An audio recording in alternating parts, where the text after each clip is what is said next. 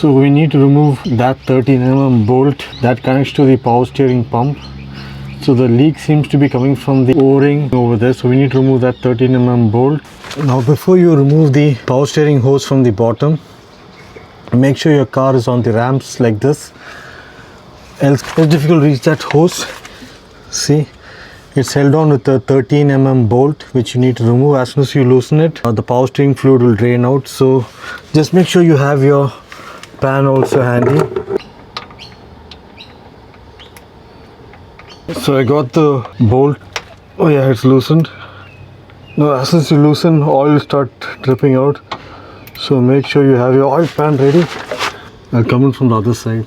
This oil will drip on me. The socket stuck inside. I'll just remove it with the bolt. So I got it out with the bolt.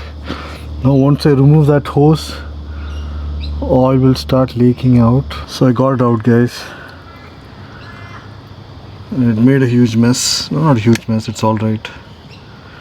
Just some oil dripped down, but now just come on top and open the power steering reservoir cover as well.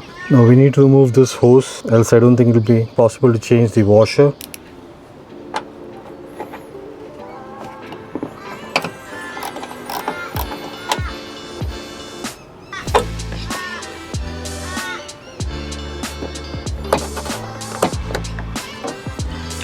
There it is, I got it.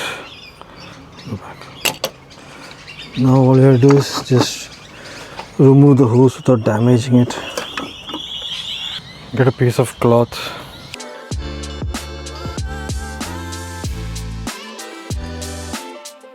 Got it almost out. Not sure how I'm going to put it back in, but let's go one step at a time.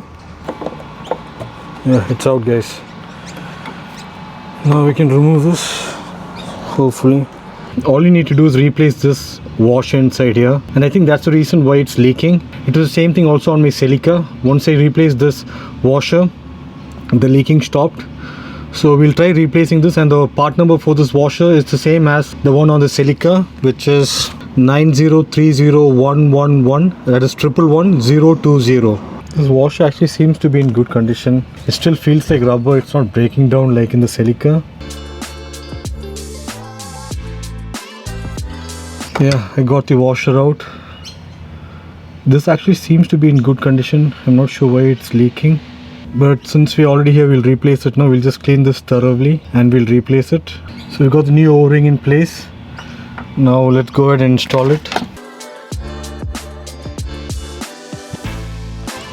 So I pulled the power steering hose from the top, and that's properly in place. Just make sure you clean it once again before you put it in. Guys, also make sure to lube the O-ring. I forgot to do it. See, there's a clamp over there where the hose should get into. So make sure you place this hose into that clamp as well, finally. First we'll tighten the 13mm screw.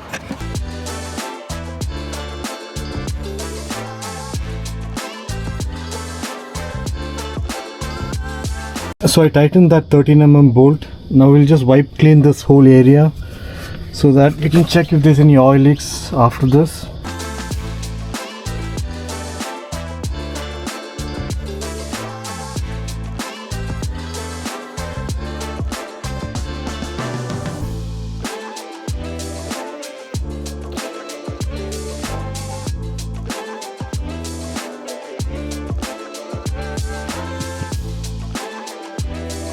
So we got some brand new Dex 380 fuel.